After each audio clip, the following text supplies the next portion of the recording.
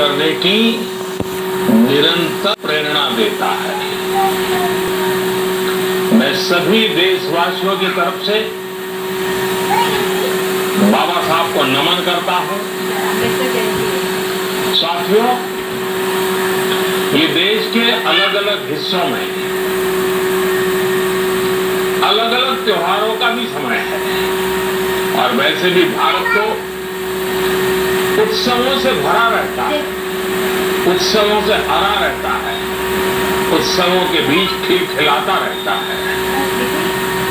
बैसाखी, पोहेला बैसाख, पुथांडू, बोहाग बिहू, विशु के साथ अनेक राज्यों में नए वर्ष की शुरुआत हुई है। लॉकडाउन के इन बंधनों के बीच मैं देश के लोग जिस तरह नियमों का पालन कर रहे हैं, जितने संयम से अपने घरों में रहकर त्योहार बड़ी सादगीपूर्ण तरीके से मना रहे हैं, ये सारी बातें बहुत ही प्रेरक हैं, बहुत ही प्रशंसनीय है। मैं नए वर्ष पर आपके परिवारजन के उत्तम स्वास्थ्य की मंगल कामना करता हूं। साथियों, आज पूरे विश्व में कोरोना वैश्विक महामारी की जो स्थिति है, हम सब उसे भलीभांति परिचित हैं। अन्य देशों के मुकाबले भारत ने कैसे अपने यहां संक्रमण को रोकने के प्रयास किए, आप इसके सहभागी भी रहे हैं और साक्षी भी। जब हमारे यहां कोरोना का एक भी केस नहीं था, उससे पहले ही भारत ने कोरोना प्रभावित देशों से आने वाले यात्रियों की एयरपोर्ट पर स्क्रीनिंग शुरू कर दी थी। कोरोना के मरीज 100 तक पहुंचे, उससे पहले ही भारत ने विदेश से आए हर यात्री के लिए 14 दिन का आइसोलेशन अनिवार्य कर दिया था। अनेक जगहों पर मॉल हो, थिएटर हो, क्लब हो, जिम हो, बंद कर दिए जा चुके थे। साथियों, जब हमारे यहाँ कोरोना के सिर्फ 550 केस थे, तभी भारत ने 21 दिन के संपूर्ण लॉकडाउन का एक बहुत बड़ा कदम उठा लिया था। भारत ने समस्या बढ़ने का इंतजार नहीं किया, बल्कि जैसे ही समस्या दिखी, उसे तेजी से फैसले लेकर उसी समय रोकने का भरसक प्रयास किया। साथियों,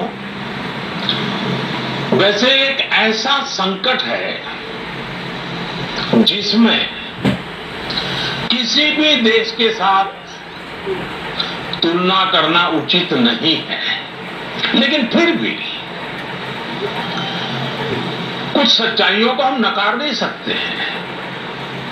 ये भी एक सच्चाई है कि अगर दुनिया के बड़े बड़े सामर्थ्यवान देशों में कोरोना से जुड़े आंकड़े देखें, तो उनकी तुलना में आज भारत बहुत संभली हुई स्थिति में है।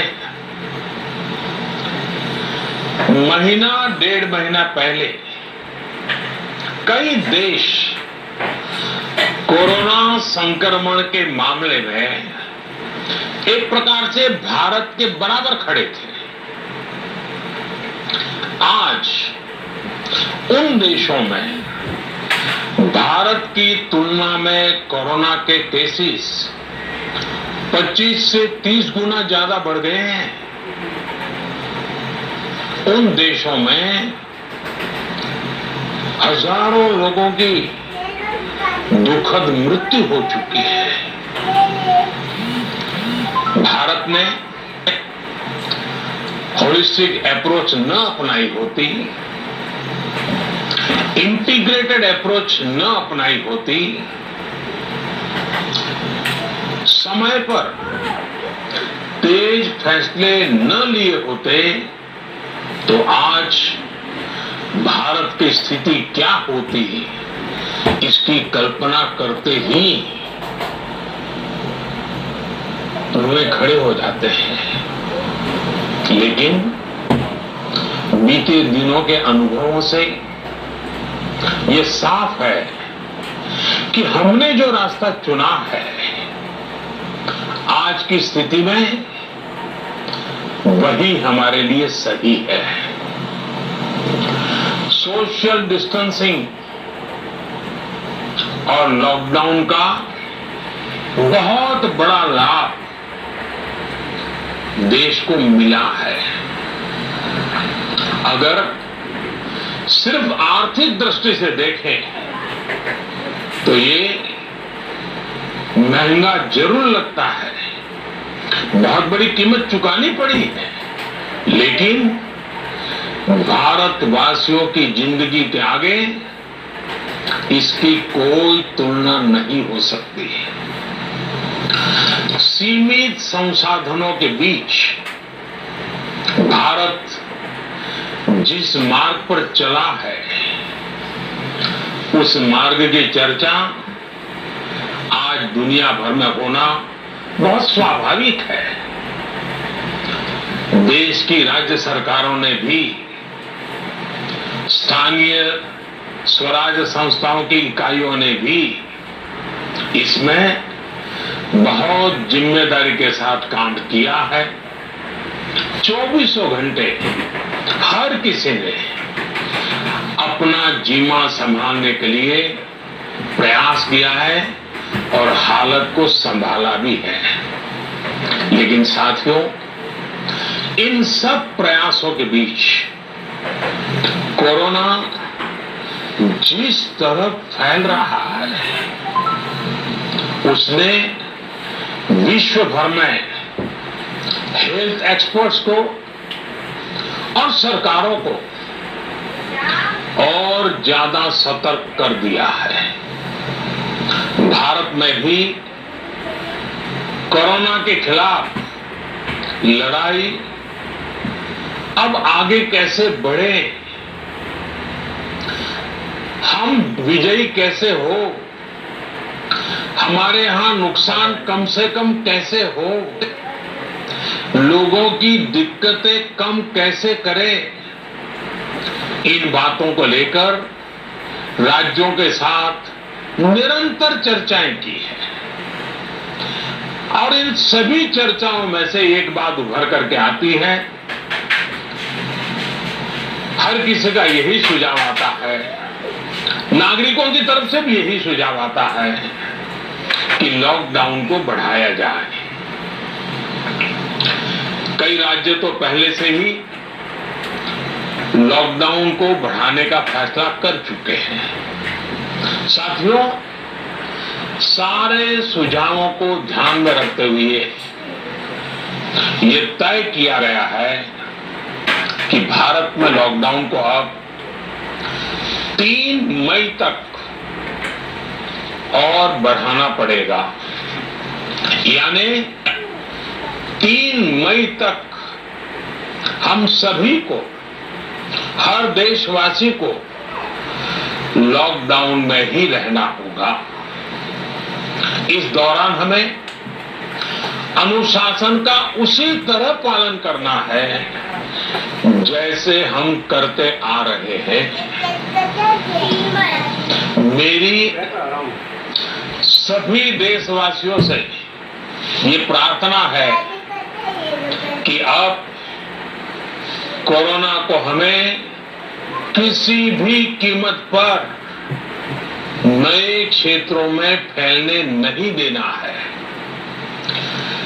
स्थानीय स्तर पर अब एक भी मरीज बढ़ता है तो ये हमारे लिए चिंता का विषय होना चाहिए।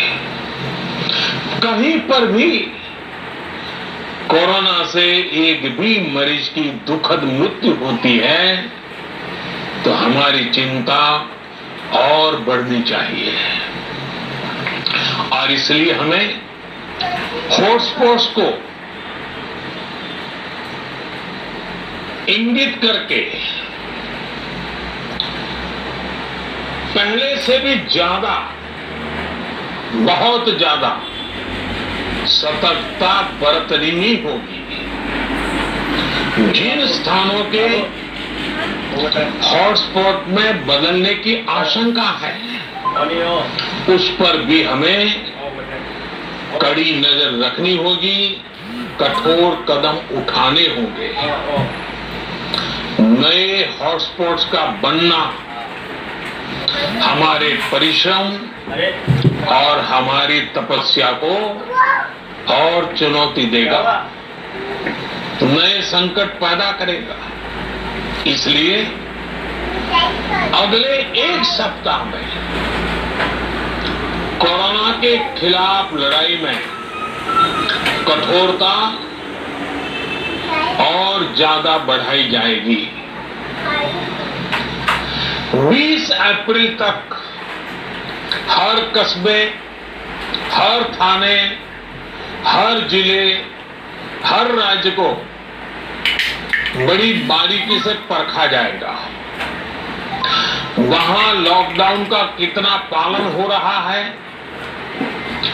उस क्षेत्र ने कोरोना से खुद को कितना बचाया है, इसका मूल्यांकन लगातार किया जाएगा।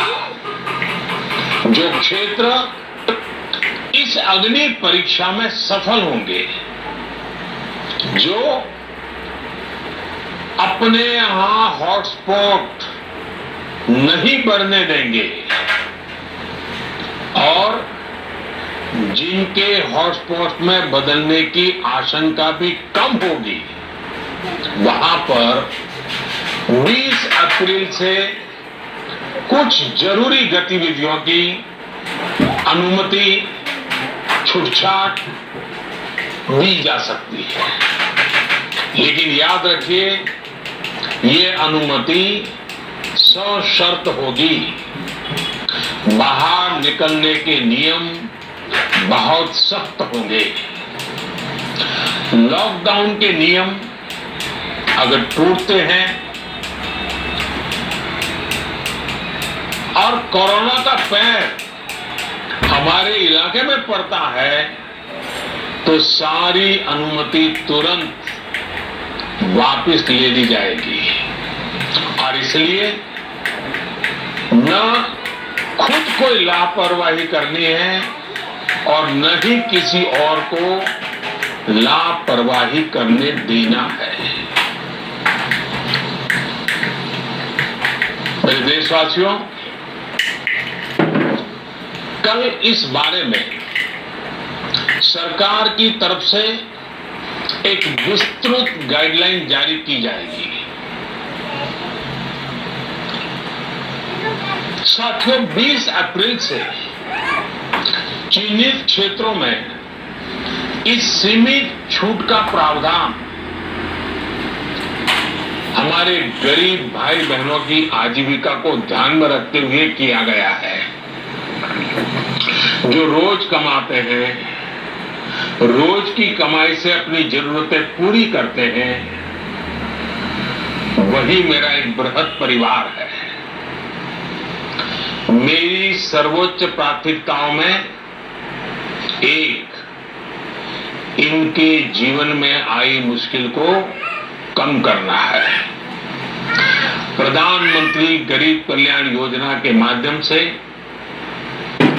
सरकार ने उनकी मदद करने का हर संभव प्रयास किया है।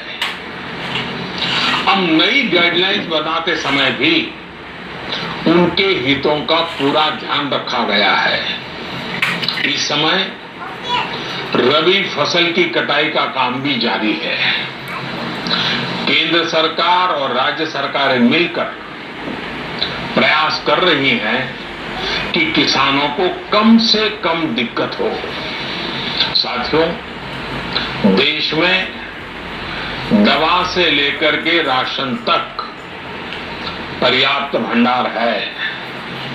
सप्लाई चेन की बाधाएं लगातार दूर की जा रही है।